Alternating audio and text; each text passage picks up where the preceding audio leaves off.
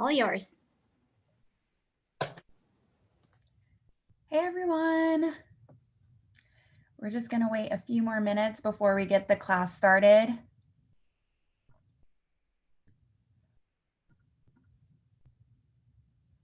Yeah, if everyone wants to pop into the chat section and let everyone know where they're joining us from, that would be awesome just to see where everyone is from. Oh wow, it looks like we have people from all over the country.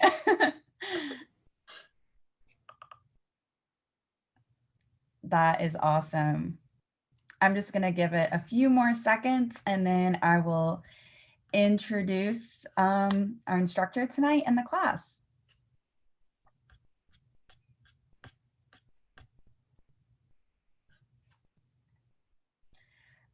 Okay, I think we'll go ahead and get things started. My name is Michelle from Tombow, and we're really excited to have one of our design team members, Grace Meyer from Grace Ann Studio, teaching you beginner brush lettering using our Tombow dual brush pens tonight. If you have any questions at all during the class, feel free to drop them in the chat bar, and I will do my best to answer all of your questions. And without further ado, I'm going to hand it off to Grace to get this awesome class started. Hi, you guys. I am Grace Myrie. I'm from the Houston area in Texas, but I live up in the Dallas area now, so I'm a Texas girl. And I run Grace Ann Studio. I have been on the Tombow design team for 2 years now, and it's just been such a joy. And these classes are my absolute favorite. So I am so excited to teach all of you guys some beginner brush lettering today. I actually started brush lettering whenever I started staying home with my daughter, and I just needed something for me, and it has brought me so much joy and just possibilities that I never dreamed of. So I'm really excited to share that with y'all. So hopefully you can find a little bit of joy in that too. That's enough about me. Let's talk about Tombow. So we can go ahead and switch to my hands if y'all are good with that. So the first thing I want to talk about is what brush calligraphy is. So brush calligraphy uses a brush pen. And basically you just create calligraphy with these thick and thin strokes. And to make those happen, you're going to be using a brush pen with a flexible brush tip. And it's really just all about how you apply pressure. So the 10 pack that I'm using today is the Celebration 10 pack. And that's what I made this with. You don't have to have this exact pack to do this class. If you have any kind of a brush pen or anything, or even just one dual brush pen, that's all you need to do this class, because we're really just going to go through the basics. And then as you get more into lettering, you know, you're just naturally going to want to build your collection, because the more colors, the more things you can do. So whatever pack you have, totally fine. We're just going to mostly go over how to use this dual brush pen. So the dual brush pen itself, or the Tombow dual brush pen, is a dual tip pen. You guys saw just a second ago. It has a rather large flexible brush tip, and let's see, we'll get all into how this obviously works in a second, but by flexible, I mean that it is flexible, for lack of a better word or better phrase. So it just means that as you apply pressure to it, you get different strokes or different pen marks. So we're going to use that to our advantage to create some really beautiful calligraphy. There's also a bullet tip on the other side. The bullet tip is just one thin line, and I apologize for choosing yellow. That probably wasn't the best choice, since you might not be able to see it so well. Just flip to blue real quick. So it just creates a monoline, and you can see that. The monoline, so it's great for drawing letters if you're more into to lettering and creating sans serif shapes, or creating illustrations, adding shadows. It's really just a great way to really enhance your writing. I saw a question on if this recording is going to be available, and I apologize. I absolutely should have said that. The recording will be available, and there are quite a lot of you guys. So I'm going to be moving pretty quickly. But if you have any questions at all, absolutely drop it in the chat, and Michelle will jump on answering questions as best she can. If she can't answer it, she will stop me and I will answer them myself. So just don't worry, we'll get through it together. And if you feel like you're a little bit behind, don't worry, just, you know, pick up right where we are and it'll be available for us later. So the dual brush pen, it is water-based, meaning that you can blend it with water. And also the colors can be used to blend together. So you can use these pens for watercolors. You can use them for creating really beautiful gradients or all sorts of other kind of things besides just lettering. But we will just use this on nice clean paper for us. They are self-cleaning. So meaning that if you happen to get another color on the tip of your marker, all you have to do is kind of scribble a little bit onto the page and that goes away. So never worry if you get a little bit of color on them or something, you can just scribble it right off. Not a big deal at all. One thing I do want to talk about before we get started is the Fudenosuke. So we're not going to be seeing this one in class or using it, but it is really good for the beginners as well. It's a smaller brush tip and it just means that you write smaller. Okay, so with the dual brush pens, it's a very large brush tip and you need to write big. With the Fudenosuke, it's a smaller brush tip and you can write smaller. And also it tends to be a little bit easier for true beginners. So if at any point you feel like a dual brush pen is just too flexible for you or it's too hard to control while you're learning, try switching to the Fudenosuke because it may really just change calligraphy for you. And you may want to come back and try the dual brush pens later once you get a little bit better control with it. So it's definitely a pen to graduate to. Try them both out. See which one you like better. Today, it's all about the dual brush pen though. For the dual brush pens, one question that I actually get a lot is how to store them. So you can store them either horizontally or vertically. It doesn't matter. Tombow sells stands that sells them or that stores them vertically. Totally fine. I actually store them both ways. I have a few storage solutions that I just kind of came up with on my own and they don't dry out either way. So whichever way you store them, totally fine. Let's see. All right, next, before we start actually creating the letters, we are going to talk about paper because paper is going to be so important when you are working with dual brush pens.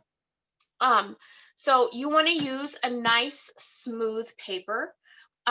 If you are printing off any kind of a practice sheet, like I have these ones from Tombow that are available on the Tombow USA website. They're for free. You can download them yourself and then just print them off.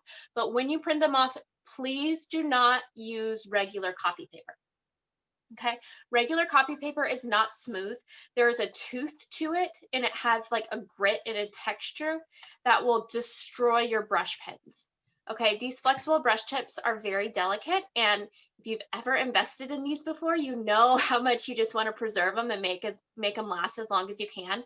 I have had dual brush pens for about 5 years now, and I can still use my, not the very first one, because I had a lot of lessons learned when I first started, but you know, my first few sets, I can still use because I took care of them. I used proper pen position and good paper. So a good paper to use for your printer is going to be HP LaserJet, the 32-pound premium paper. If I'm mistaken, Michelle, correct me if I'm wrong, but I think that there is a link to good papers to use on the Tombow website as well. But the HP 32-pound paper one is good. Yes. Grace is right. We actually have recommended papers in our FAQ section, and I'll actually drop all those in the chat section right now. Awesome. Thank you so much, Michelle. That is huge. And I want you to make your dual brush pens last because I know that they're an investment, right? I want to help you make sure your investment lasts. So make sure you're using a very smooth paper, and absolutely check out that resource that Michelle is dropping in the chat. For me, I like Strathmore marker paper. It is a nice smooth marker paper. Really, most marker papers are going to be good. Some of them just have a little bit of a different thickness to them, but this is the one that I picked to use tonight. So that is all about paper. I'm actually going to pull out my worksheets from Tombow that I used. So these are specifically designed for the dual brush pens. So you'll notice that they have very large letter spaces, kind of like when we were in kindergarten. And you had, your nice lines with the red line baseline that you had to create all of your letters with. So we're going to go back to the basics, and we're going to start using that again. So if you are ready, just pull out any sheet you have, some nice smooth paper, and a dual brush pen. And I'm going to show you, I'm going to write a word, and then we'll talk about some basic anatomy for lettering, so that as I'm talking through the strokes that we're learning, you'll know what I'm talking about. Okay, so I'm just going to write calligraphy.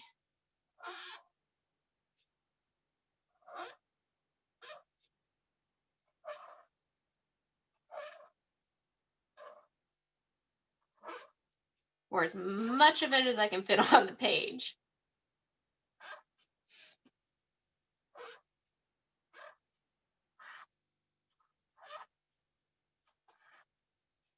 We almost had it. All right, so as you can see, you need to write really big with the dual brush pens, but I digress, not a big deal. So what you want to know about this and the anatomy of it is that the bottom line right here, I'm going to refer to as the baseline.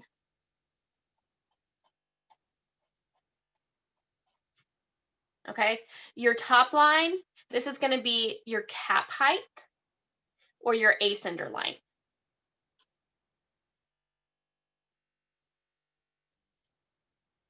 Okay, so this is obviously going to be the top line that your Acenders and your capital letters are going to go to. The middle line, or this dotted line, is called your X height.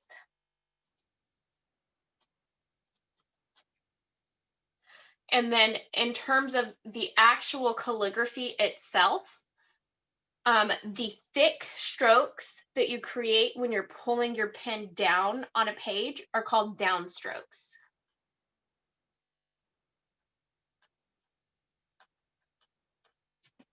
Okay, and the thin lines that you create when your hand is moving up on the page are called upstrokes.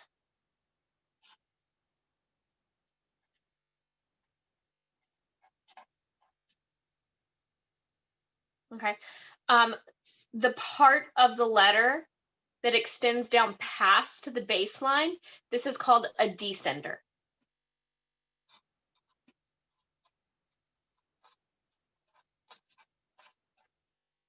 And the part of the letter that is a lowercase letter that extends up to the very top of our cap height, that's called an ascender.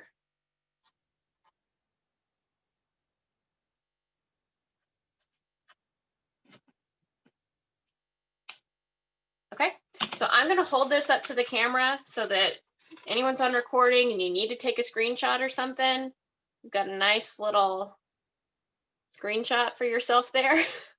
Just for your records. Again, this will be replayed, so if you didn't get all of this, it'll be there again, I promise. And also, we're going to talk about it so much, you'll just know this stuff. So with calligraphy, specifically brush calligraphy, there are several basic strokes that you can create that you can use to make all of these letters. So we are going to focus on the basic strokes and learning those, and they're also really great drills for practice. And then after that, we'll put all of them together to create the alphabet. And I'll go through the entire alphabet so that you can see everything put together. I'm going to move through it very quickly though. So again, it's recorded. If you want to see it again, you know, you can always rewind as many times if you need to. So our first basic stroke is called a downstroke.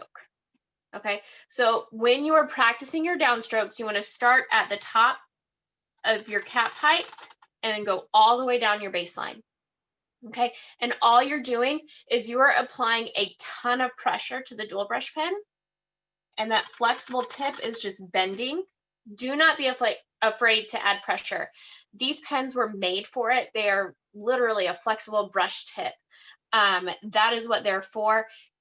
You can see I just applied a ton of pressure to mine, and the brush tip bounced back perfectly, right? Totally fine. So you start at the top and move down. Now, before we continue using or making these strokes, I want to talk about pen position, because pen position is a really important part of keeping your pens really nice for a really long time. So as you can tell, I'm holding it a little bit further back on the pen. I'm not holding it like right up here by the nib. It's a little bit further back. And also, I'm not holding it straight up and down to the page, right? If I was just writing like when I wrote all of these letters and I used the bullet tip, I would just write, hi, my name is Grace, which this is my handwriting. So proof you don't have to have excellent handwriting for calligraphy. You can see it was just like straight up and down almost. And I held it right here on my knuckle. But when you're creating calligraphy, you really want to take advantage of the full width of the brush tip. So I'm going to hold it right here in the crook of my hand between my thumb knuckle and my index finger knuckle. Okay, you hold it right here in the crook, so it's resting here and not here. Your hand is relaxed and elongated, and you're I always think of baseball analogies with this one. You're not choking up on the bat, right? You want a little bit of a looser grip. So you want to give it a little bit of breathing room here. So we'll start at the top and move down that way. Now, if I were to use just the tip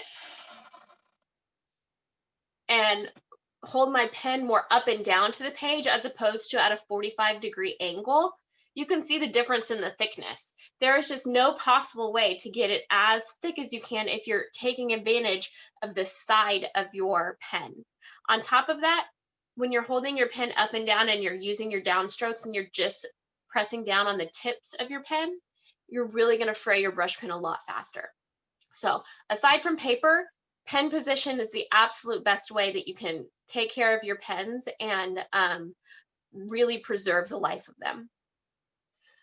So again, hand elongated, a little bit of a loose grip, not right up on the nib, and it's resting in the crook of your hand. Okay, using this side to pull straight down for a downstroke. The next stroke that we're going to learn is called an upstroke. And an upstroke, oh goodness, I can talk, I promise. An upstroke is created when you move the pen up the page and use very light pressure. So in this case, you are using just the tip of your pen, but you're using such light pressure that it's not going to be something that damages it. So you're just brushing your pen along the paper. Okay, very lightly pulling it up. So, and this is what creates those really beautiful thicks and thins in your calligraphy is upstrokes and downstrokes. That's what it's all about. Once you're ready to combine the two, the next basic stroke is called an overturn. And you start at the base, the baseline, you go up to the cap height, or excuse me, the X height, and you pull it down. So up to the X height, with an upstroke and very light pressure, and you're making a nice curve. And then you're going to transition to a downstroke and apply a lot of pressure. So this is called an overturn. So you're turning the pen over, right? Like, so you would see this in an N or an M or something like that. So again, upstroke turned into a downstroke. So I stopped on these two just to show you the difference between the upstroke and the downstroke, but you don't stop in this drill. Upstroke into a downstroke. The next one is called an underturn, and it's the exact opposite of this. So we're going to start at the X height, go down to the baseline, and then transition into an upstroke, back up to the X height. And again, a downstroke curves into an upstroke. So I'm seeing a lot of comments about lefties, and obviously I can't speak to it from experience because I'm right-handed, but I do, my daughter's left-handed, and I do pay attention to a lot of left-handed letterers. Made Calligraphy is a really great resource. I know she does a lot of left-handed education, so she is a good one to really to check out on Instagram. But I will say that in my class that my in-person classes that I used to be able to teach, it's not going to be as precise of a pen position as there is for the right hand, because you kind of have your own style, or what works for you with your left hand is my understanding. But it's the same thing. You're still trying to use as much of the side that you can, still trying to keep a 45-degree angle. You just may have to angle it a little bit differently. So, whew, man, that's a terrible upstroke, but obviously I'm not left-handed, so we'll just try it. So it may just, you kind of just have to figure out what pen position works for you, but definitely, Tombo, actually, I think Michelle may have just posted it. I only saw a little bit of it on the chat, but yes, great tips for lefties there as well. So I will defer you to that because I am not an expert there and I don't claim to be, but it's basically the same. You just kind of have to figure out a different pen position. So back to our underturns. You'll notice that the underturns are probably more different than the overturns, and this right here is probably your problem area. You probably are seeing a lot of this, where this little section right here is still really thick, right? It's not a nice clean upstroke, and I promise that's just something that comes with practice. The best way that I have discovered to show that is, number one, just practicing your upstrokes in general, because really figuring out the lightness of what an upstroke feels like just takes a lot of practice. But instead of transitioning when you get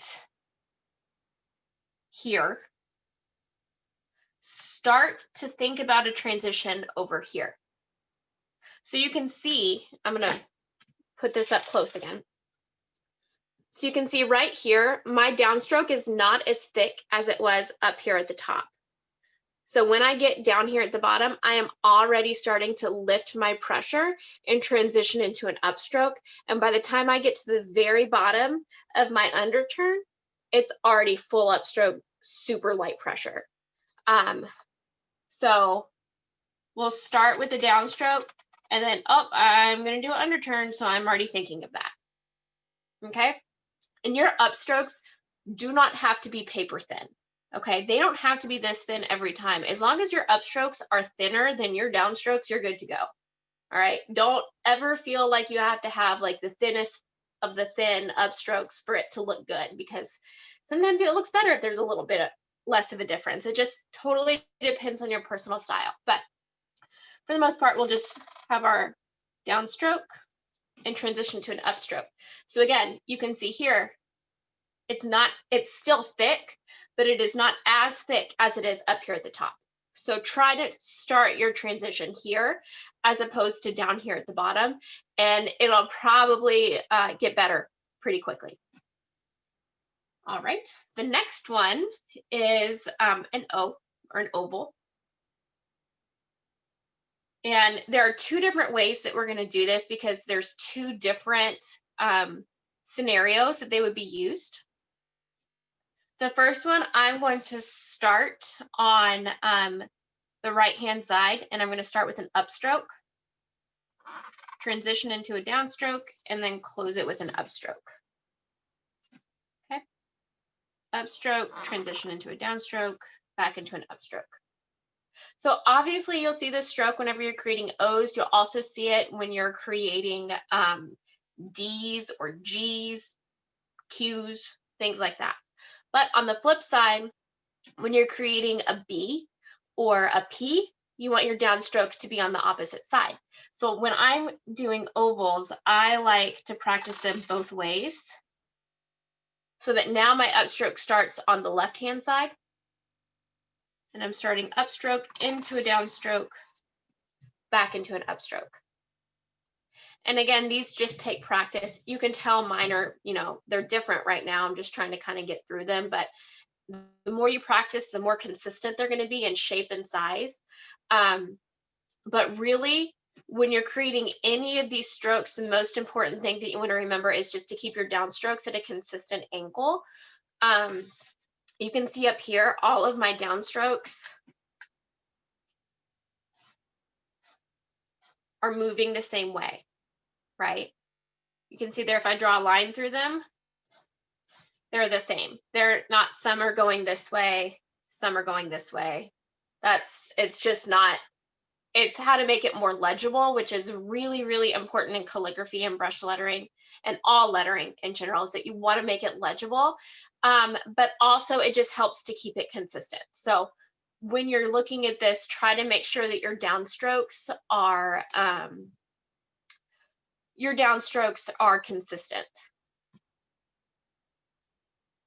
Okay, so after the oval, we are going to move into a complex curve. So a complex curve combines the overturn and the underturn. So you'll start with an overturn, transition into an underturn. Okay, and that's called a complex curve. So again, start with an upstroke, into a downstroke, and then back up into an upstroke. And this just really helps with your continuity. I mean, it's the start of an X is when you'll see this. But for the most part, I like to think of this stroke as more of a just good practice for continuity and for legibility and flow. So we have our downstrokes, upstrokes, overturn, underturns, ovals, and complex curves. Okay, there's two more, and then we'll get into our letters. So the next one is called a descender loop. And obviously this is going to be for all of your letters with a descender. So it'll be G's, P's, anything like that. So we'll start at the X height, move down, and then up. Okay, start at your X height, you move down past the baseline and then back up. Okay, in your loop, that is 100% up to you. You can make a little loop, you can make a big fancy loop, whatever your style is. But for now, we're just worried about that transition of a straight downstroke into a nice loop coming up. Okay, the last one that we're going to learn is an Acender loop, and then we'll start putting them all together to make letters. So this last piece, we again start at the X height. This time we'll start with an upstroke and move up to the cap height and then all the way back down. So start at the X height, move up to the cap height, and then all the way back down to the baseline. Okay, up to the top and all the way back down. Okay. Now, drills I know are really, really thrilling. And I'm sure y'all are ready to get to letters, so let's get to it. Instead of going through the alphabet in just A through Z, I'm going to group the letters into like parts, essentially, so that as you're practicing these, you can kind of be grouping and practicing the same element at the same time. So let's try green for a little bit. Our first set are letters that have straight downstrokes, because I mean, downstrokes are kind of the easiest thing in my opinion. So the first letter we'll do will be M, and an M is going to start with a straight downstroke, and then you start at the baseline, and you're going to create an overturn. 2 overturns actually. So up and down. And then typically I'm not stopping with these. It's not a complex curve, but I like to have 2 overturns where I'm not stopping between strokes. But the main difference between calligraphy and cursive writing is that you're not just continuously connecting the letters. There are different strokes, and between each stroke, you're stopping. Okay, you're stopping and you're creating a new stroke after that. So I'm going to exaggerate it for the first time that I draw it, and then I'll draw it again just how I would typically write it when I'm writing. So we have our downstroke, 1 overturn, another overturn, and then there's actually, instead of an overturn, let's call that a complex curve, because at the end of your letters, you want to have an exit stroke. Okay, and that exit stroke is going to be the way that you connect your letters whenever you're creating words. All right, so there's our M. So now we're going to do a straight line down, and then this is how I would typically write my M. Okay, I don't do perfect overturns.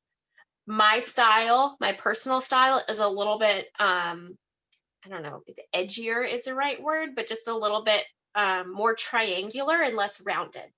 Okay, but again, that goes back to just my handwriting and my style. And the great thing about brush calligraphy is that everybody's is going to be different. Nobody's will look exactly the same. And I think that's pretty fun. I love brush calligraphy.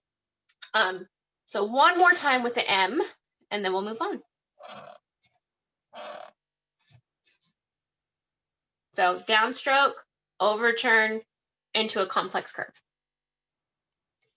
Okay, next we'll do just an N, which probably could have started of, but that's not the order that I wrote the letters in. So an N is a downstroke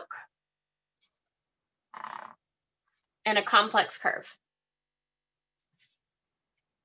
So again, if I'm writing, I do stop between my downstroke and my complex curve, but my exit stroke, again, is a little bit more triangular. Okay. Someone just asked if they could show how to fix a thin downstroke. I mean, it's as easy as just going over it again, right? I mean, you can do the same thing for downstrokes. So, oh, my downstroke was a little bit too thin. Well, just draw it again. There you go. And same thing for your upstrokes, actually. If you like ever get an upstroke that's a little bit uneven, you can just go over it again. There's no law that says, you know, your upstrokes have to be paper thin the very first time. You just go over it again, and as long as it's thinner than your downstroke, you're good to go. Okay, so next we have the T. Okay, so T is going to be our first Acender letter. We're going to start at our cap height and move all the way down, and then back up to the X height for our exit stroke. Okay. For your T, your crossbars are, you can either do them straight, you can have a nice little curve, you can add lots of flourishes. I mean, flourishing is a class all in itself. For now, I'm just going to give it kind of a little wavy cross. You can do whatever you want. a T again. And then typically when you're crossing it, again, you're going to use very, very light pressure, just like you're using on your upstrokes. And that'll just give it a nice crossbar. So your T's again are going to be a straight downstroke into an upstroke for a exit stroke. Okay. And then finally, our last straight downstroke is going to be an R. There are lots and lots of different ways to draw an R. I'm just going to show you the basic, more traditional one today, but the more you practice, the more you experiment, you'll find different ways to draw every letter. Okay, so you're going to start with an upstroke. And on a lot of letters, if you were to have kind of an upstroke going into your M, which if this is the first letter in a word, then you could start it with this. This is called a lead-in stroke. Okay, so your R starts with a lead-in upstroke, and then you have a slight curve down. Now, even though this is technically a downstroke, I tend to think that it looks better when it's thin and not thick, so I leave it thin. Okay, and then you go into a downstroke and back up, so you have that overturn to finish it. So you start at the bottom at your baseline, have a very light pressure for that thin upstroke, and then down, but this time very weird, down with light pressure, not usual, but R is the exception. And then finally, heavy pressure for a downstroke into light pressure for an upstroke. All right, one more time. Light pressure for an upstroke. We'll have our slight curve down or angle down. Heavy pressure for a downstroke, and then light pressure for that exit stroke. Okay. So I'm going to go through the entire alphabet. I'm just doing them out of order. The next stroke, or the next set of letters, is what I would consider just small consonants. They're a little bit more curved than these with the straighter downstrokes. So the first one we'll start with is going to be a C. So a C, you could have a lead-in stroke at first, which in this case kind of makes it look a little bit more like calligraphy since it's just a C by itself. But if you'll recall, I mean, you don't have to have that lead-in stroke. So we're going to start about halfway down or a little bit up, close to the X height, but not quite. And you'll start like you're making an oval. So start with light pressure, turn to dark or heavy pressure, and then instead of coming up and closing the oval right here, we're going to extend it up to an exit stroke. Okay, that exit stroke is so important because it's going to be how your letters connect, and chances are you're not just going to be writing one letter, you're going to be connecting them. So again, for a C, light pressure into to heavy pressure for the downstroke, and then back up for the upstroke. Okay. I have got to remember for these classes, sorry, I keep seeing all of these comments, and I really should have found my very first attempt at lettering to show you guys, to show you exactly how far you can come. And if I find it, I'll post on Instagram soon-ish. Virtual school makes everything super, super fast around here and happen really fast. But all it is progress, I promise. I thought that I was going to be really just amazing the first time that I sat down and tried calligraphy, and I was awful, like so bad. And I completely ruined my first brush pens because I used them all on copy paper, and you just have to practice. That's all it is. Just practice. All right, so back to C's. So we'll start with our upstroke, into the downstroke, and back up. All right. Next, we have a W, which a W is just going to be two underturns together. My Instagram is @GraceAndStudio. It's right up there at the top for you. So what was I doing? W's, yes. So we'll start with a downstroke for our underturn and into a light pressure for an upstroke. And then you'll connect that with another underturn. Okay, now you may notice, okay, well, that's great. That's a W, but how do I connect it to the next letter, right? This tiny little loop is going to be so important. So make sure when you're drawing a W, you add this little loop onto the end. Okay. Now I'm going to actually connect them kind of like I would if I was just drawing.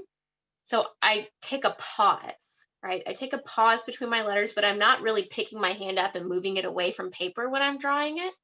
So as you practice, these strokes will just become more natural to you. And you can see as I move a little bit faster, my upstrokes get thicker. So just keep in mind that the faster you move,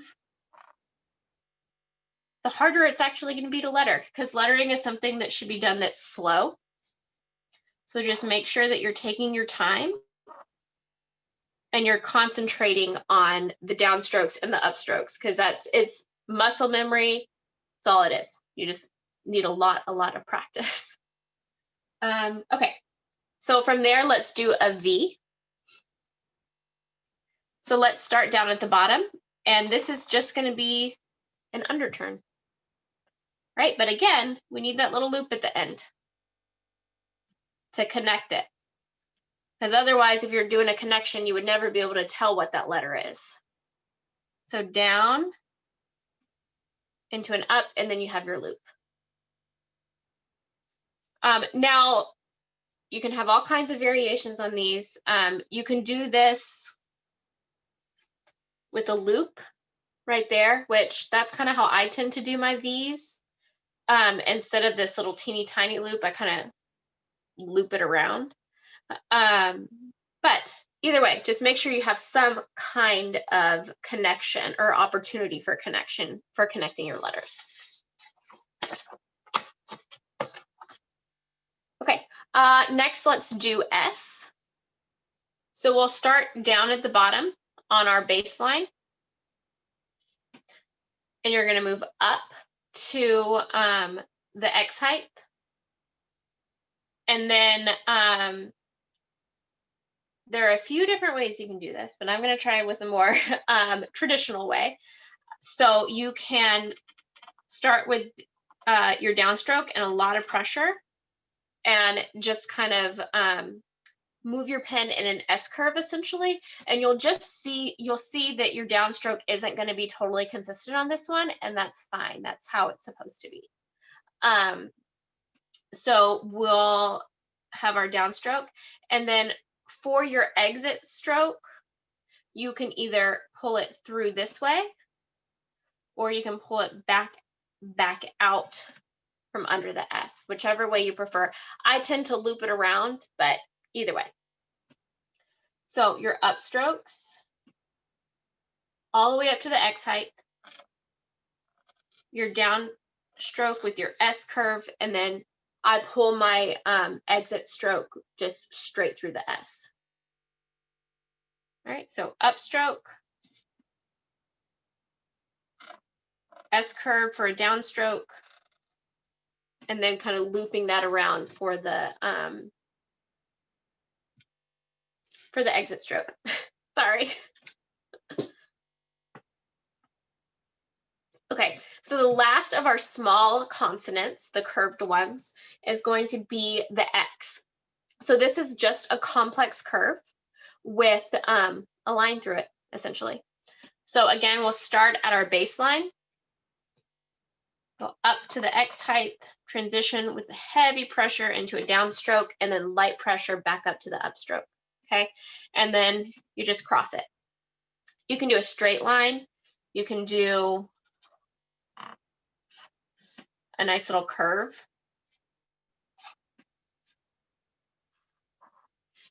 My X's, again, my personal style is to have it be a little bit more triangular.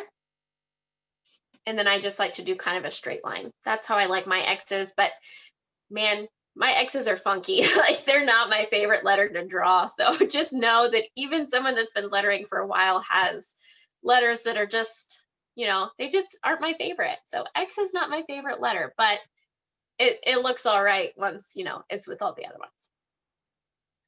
Okay, let's move on to vowels. So try a new color. So this is 026. It's a yellow one. I think it's totally underrated. It's actually one of my favorite yellows. So let's start with an, because it's, you know, a vowel, but an A. All right, so this one is going to have an oval. So we'll start with our upstroke into a downstroke. And then it ends with an underturn. So right next to it, you're going to have your downstroke. One thing that I see a lot of beginner mistakes for the letter A is that people will start here with the downstroke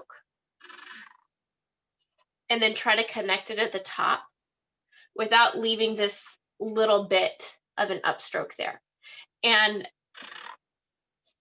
as you can tell, like it just looks more legible and a little bit cleaner when you leave that upstroke. So really when you're adding in that underturn for your downs or for the tail of your A, really try to make sure you're leaving that little bit of an upstroke there because it really just helps to make it more legible.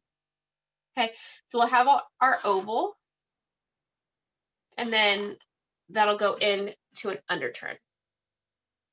Okay. And an E. E's are basically just like print E's, they just have an exit stroke on them. So we'll start about halfway down below the X height. It's an upstroke that loops around. And again, just to show you guys, see how my downstroke has already tapered, right? It's not the exact same thickness all the way down. Okay, so when I'm coming back up into that upstroke, it's already super thin at the very bottom. Okay, but you have an upstroke that goes all the way up to the X height.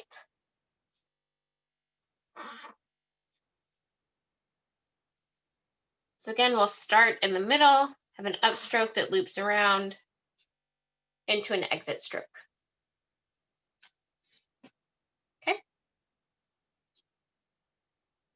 And an I.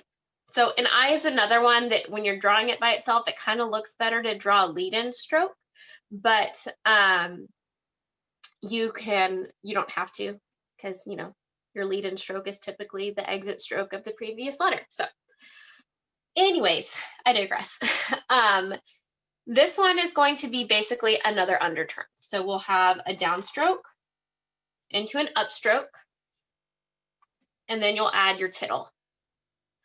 My preschooler actually taught me the correct term for tittle. When she was learning how to write I's in schools, she came home and told me she was so excited she had learned what a tittle is. And so since then, I just always have to call it that in my classes because I just think it's adorable.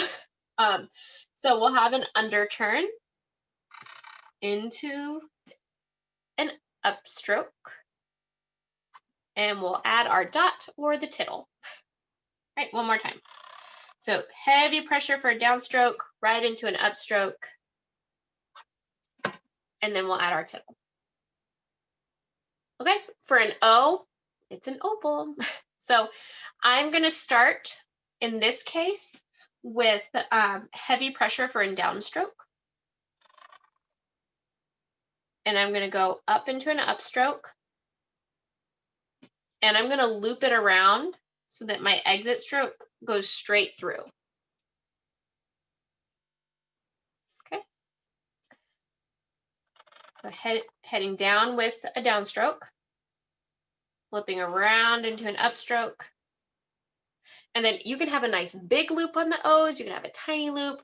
You could take it so that it's here, and then you have a straight connection, but you need some kind of exit stroke there so that you can connect your O. I naturally draw them like this. But again, you have your downstroke, you have your upstroke, and you have your connection. So lots of options for O's. All right, and finally U. If you like underturns, U's will be easy. If they're not your favorite, you maybe want to practice. So a U is going to be just one underturn to another. So you'll notice here that that looks a heck of a lot like a W, right? But the difference here is that we don't have our little loop. And I think somebody threw up the technical term for it in the chat a while ago. And that was great. Thank you so much for that. I didn't quite catch it, but I saw part of it. So the W has this loop and the U does not. So when you're connecting your letters, that's how you can tell the difference. All right, so again, an underturn to another underturn. All right, and this is the Jewel Brush Pen color 026. Check stroke, thank you. How cool, I love learning new things. All right, so downstroke into an upstroke. And that's our U. All right, and we just have two more groups to get together. I know, I really, really love this color. I just feel like it's so underrated, but it's one of my favorite Jewel Brush Pen colors. So next we have our Acender letters. And I'm gonna switch colors again. I know I just said I loved it, but just to give some other colors some love too. This one is 925. Let's see. So let's do letter B. Okay, so B is going to start with an Acender loop. It's going to start at the middle in the X height with an upstroke. It's going to curve all the way up to the top and then all the way down to the bottom with heavy pressure for a downstroke. Okay, and then you'll end it with an oval. So you start at the bottom at the baseline and go up to the X height and then transition down. Now, again, you need an exit stroke on this. So I'm going to pull straight through my B for an exit stroke. Okay, so up from your X height all the way up to the cap height, down to the baseline, and then you'll have an upstroke up to the X height, downstroke down to the baseline, and again, transition that right into an upstroke for your exit stroke. All right, one more time. I don't know if you guys can hear this marker squeaking, but this is a particularly squeaky marker. Some people love it and some people hate it. I happen to enjoy the squeakiness of certain Tombow markers. It just lets you know you're putting enough pressure on the pen and you're doing it right. All right, let's see. So the next letter is going to be F. F is super fun. I like the letter F. They're just really fun. So you start at the baseline. You go all the way up with an upstroke to the cap height. And then when I'm putting pressure on it, I'm going to put pressure all the way from the cap height all the way down past the baseline so that we get that nice descender. All right, and then it's going to transition up into an upstroke. And you'll pull it up to the baseline, and then you'll have another little upstroke coming out of the F for your exit stroke. Right, so down at the bottom, all the way up to the top. Okay, and you can see I did that all in one stroke, and then I paused. So pause down at the bottom, and then you can have your exit stroke. So now we have down at the bottom. For your Fs, a lot of times Fs will be at the beginning of letters too. So we'll start at, I kind of like to add in a little bit of flair to the beginning rather than just starting it right there with the downstroke. So However you make it, totally up to you. 100% depends on your styles. Yes, exit strokes are always thin. You're always going to connect on an upstroke. So let's see. F. Let's move to H. So H is going to be the exact same start as the B. So we'll just have an Acender loop down to the bottom, and then you're going to have a complex curve to end it. So you start at the bottom, start with an upstroke into a downstroke, back into an upstroke. And again for the H, you have your Acender loop, and then you connect it with your complex curve. One more time. Oop, didn't get that one quite all the way up. Totally fine. And we end it with a complex curve. All right, so we've got about 4 minutes left, but I'm going to keep going. So anybody that wants to hang out with me, go for it, because I'm going to finish the alphabet. Next, I'm going to use 885. And again, all of these pens are from the Celebration 10-pack from the dual brush pens. All right, let's see. So what do we end on? H, so let's do L. All right, so an L is going to start at the X height, go all the way up to the top. So basically it's going to start as an Acender loop, but you're just going to kind of add the exit stroke right to the bottom of it. So we'll start at the top, move down. Wow, this is a super squeaky set of markers. So to those that don't like the color or the noise, I apologize.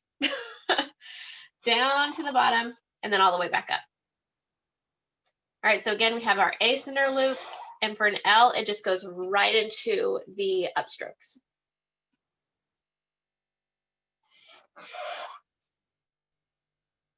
There you go, pretty easy.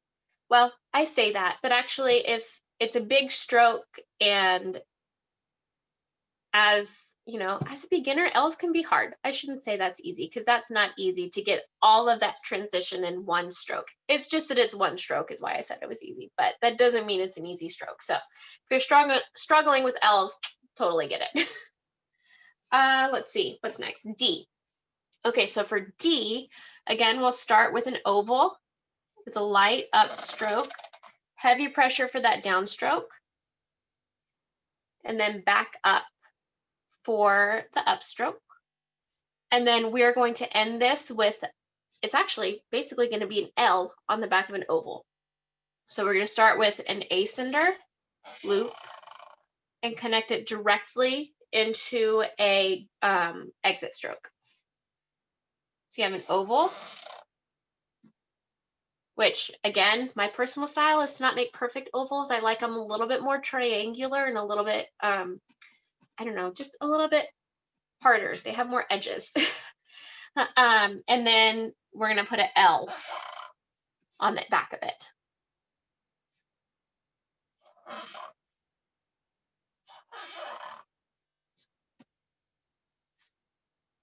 All right, let's see. Next we have K. And for those of you that hate the sound, I'm going to switch the markers again. Let's check out 743. And we will do K. So K is going to start with just an Acender loop. Nope, all squeaky. So Acender loop, and then it's going to, I start my Ks down at the bottom at the baseline, and then you kind of a little bit make a reverse E, if that almost makes sense. So you're going to start with an upstroke and then transition into a downstroke like this. And then your exit is just going to be heavy downstroke into a light upstroke for an exit. So it's like a mini underturn down there. Ks were really hard for me when I first started. So just know that if there's any letter that is so awful for you, everybody has it. For me, Ks were really, really hard, but this is the most traditional way that I can come up with to teach a K. So we'll start with the Acender loop down to the bottom. Have our funky little, I don't know, upstroke into a downstroke, essentially. And then our underturn for our exit stroke. Now, I tend to not use loops on all of my letters, so a lot of times I'll actually just do my K like this. So, I mean, again, as you practice, you'll come up with your own style for letters, and it's totally fine. In fact, I encourage it because, you know, you are you and no one else is. So, you know, do your own style. It's great. We all love it. Okay, and finally, we'll get to our descender loop. So these are all the ones that have tails and that they are below our worksheets. So we'll start with an oval for a G and down. And then we'll have a descender loop at the bottom of that. Now, in our warm-ups, the descender loop stopped there at the baseline, but I extended mine past that for an exit stroke. Again, an upstroke for that exit stroke. So up and all the way down, back up for an oval, heavy pressure, all the way past the baseline. Again, tapering off that pressure to transition into an upstroke, and all the way back up into an exit stroke.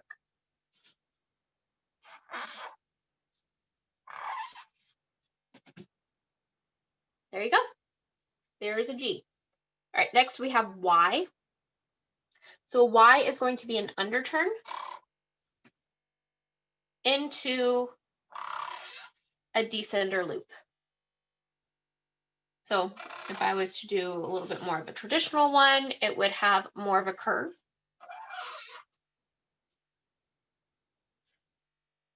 And again, it's an underturn into a descender loop. Right, the letter Z. So this one is going to be an overturn, but it's at a little bit of an angle to make it look like a Z. So we have up, stroke into a downstroke, and then you have a bigger underturn that's kind of a combination of an underturn, overturn. I'm saying the wrong words.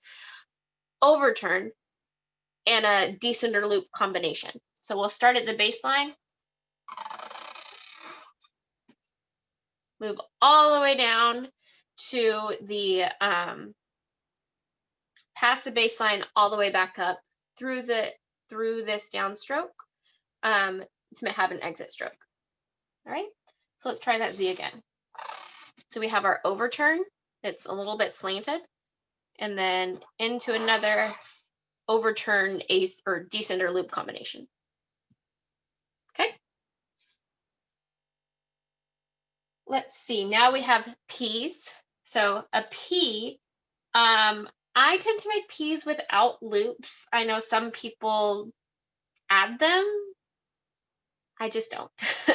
So a P is just going to be a straight down stroke. And then you're going to start down here at the baseline for an oval, all the way up to the X height, and then you pull your exit stroke through. So again, a straight down stroke, start at the baseline for an oval, and then pull your upstroke for an exit stroke through. One thing you may have noticed is that as I'm writing, I tend to rotate my pen. And this is just a habit that I've picked up just to make sure that the wear on my pen stays even, so I'm not completely, using one side and not the other. So a P with a loop, let me think about it. I think it would be more like this, where you would have a downstroke, but then it transitions up and over. So you would have downstroke into an upstroke. It would be kind of like that. So it would loop over, but then you would still have your loop through. Let's see, we have 2 more letters, and then we're going to connect some letters to write practice makes progress, just like we had at the beginning of our class. So we'll put all the letters together. So we have J. So J is really easy. It is just a descender loop with an exit stroke and a tittle. So you have your exit stroke or your descender loop and a tittle. And finally, we have Q. So Q is going to be an oval where you start on the right-hand side and move all the way down for your oval. So you have your downstroke all the way down to the baseline. And then the back of a Q, obviously, it's going to be a descender, but it's kind of flipped, right, to make it look like a Q. So you have your descender loop, but instead of looping to the right, we're going to pull it, or excuse me, to the left. You're going to pull it up to the right, and then your exit stroke finishes that Q.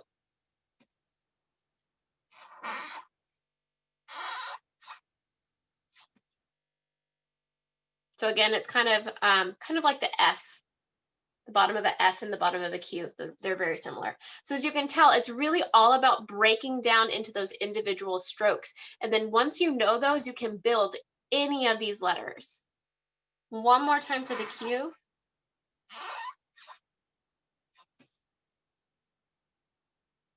Okay.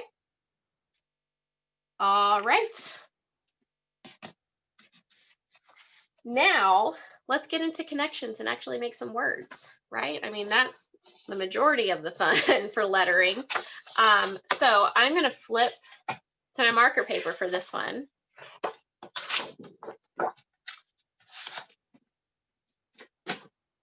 And let's see, what colors should I use? We're going to use blue, green, pink, and yellow. All right. Actually, maybe instead of green, we use this fun yellow because everybody liked it so much. So executive decisions, we're changing some colors. All right, so next, first let's write practice. So we are going to try to write this in as straight of a line as we can, but since there are no lines on this paper, if it's not straight, not a big deal. So the first thing that you'll want to do, obviously, is start with your first letter. So our first letter in practice is going to be a P. So you have your straight downstroke into an oval, and we're looping it through, right? Now, you may be wondering, oh, well, that's kind of funky. How do I connect a P to an R if I can't start my R down here at the bottom? Well, you just start with that little slant, because this exit stroke basically becomes that entry stroke for your R. So you can have your R just like that. Or you could just have it straight down like we practiced. Okay, so we have our exit stroke, and then to connect the R to the A, I'm going to start my A with an oval and an upstroke, and then I'm going to write the downstroke right over that exit stroke from the R. So A, C, upstroke. To connect it, I am taking my downstroke and I'm covering it up just a little bit with that previous exit stroke. And a T into an I, and C, and an E. And I'm a little bit off center here, but oh well, what are we gonna do? You notice that I didn't cross my T or dot my I until I was done writing my letter. And the reason for that is that just one thing that I've picked up when I'm writing compositions is that a lot of times if you wait to the very end, you can fill in space with your crossbars or sometimes even your descenders. And adding the tails to Y's or G's or anything like that. So just something to consider when you're going forward. But for now, we're just keeping it simple, so we'll go ahead and add it. Okay, next, I'm going to use 0 to 6, and we'll write makes. So I'm going to move a little bit down on my page. And again, for the M, you have your heavy downstrokes, a lot of pressure. And then into your overturn and a complex curve, I think is what we said for this one. So overturn, complex curve. And then we have our A, which again, starting with an upstroke, downstroke covers up just a little bit of that previous exit stroke. And then you have your underturn for the exit stroke. Okay. Then we have our K with an Acender loop, our little made up stroke, essentially, and then kind of the mini underturn. Right, and then E into an S. Oh, and you may notice, may not, so my upstroke is not totally even right there. So I'm actually just going to go over it one more time to even it up. Totally fine. Now it's all even. So my exit stroke for my E is going to become the entry stroke for my S. So I'm not going to continue to add on. I'm just going to go ahead and start right here with my downstroke for my S. So practice makes, and then I'm using 7-4-3 for progress. So P, just a straight downstroke with an oval. And again, it's a P to an R, so I'm going to use the same kind of transition where I just start with my slant. Actually, another way that I have been drawing my R's recently is instead of drawing it the more traditional cursive way, I kind of make a funky little print R. So I'm just going to do a straight downstroke here, and then kind of a little complex curve for the top of my R into an exit stroke. So again, as you practice, you'll come up with different ways to draw letters that you like. And that's the real beauty of modern calligraphy, is that you can just create your own letters as long as other people can read them, if that makes sense. Okay, so now for my A, I'm just, again, going to have my downstroke cover up just a little bit of that exit stroke. Oh, it's not an A, it's an O, but that's okay. We can fix this. I was writing practice again. That's not right. So P-R-O. So instead of having a downstroke here, I am just going to add a little loop. Sorry, that's not as beautiful as it could have been. And then we'll have a G.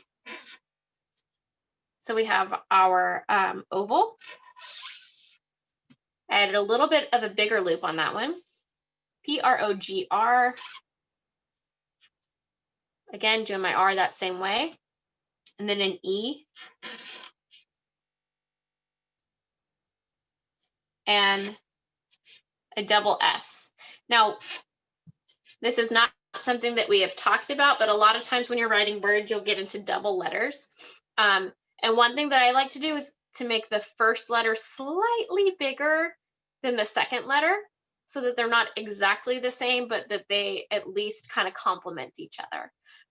So you can see this one is slightly higher than the bottom one. If it's your style to make everything perfect and have it line up evenly on the X height, wonderful, go for it. That just happens to be my style. And then we'll add a little bit of embellishment. So I'm going to use 2, 4, 5. And I'm not going to add all the confetti around the bottom like we did, but there's a little bit of it. So for the confetti, all that I did was just kind of take the brush pen and dab it. That's all it was. Okay, that is it, you guys. If you want to practice this more, you can do more drills.